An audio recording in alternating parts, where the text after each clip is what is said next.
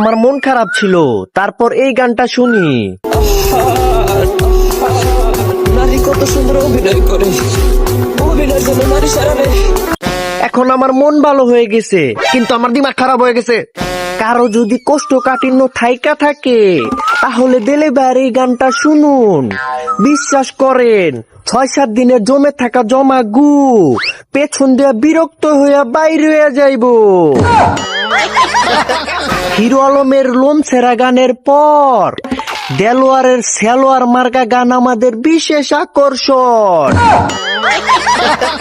পাপির দল, আমি এই গান একলা শুনমু কেন, তোরাও শোন।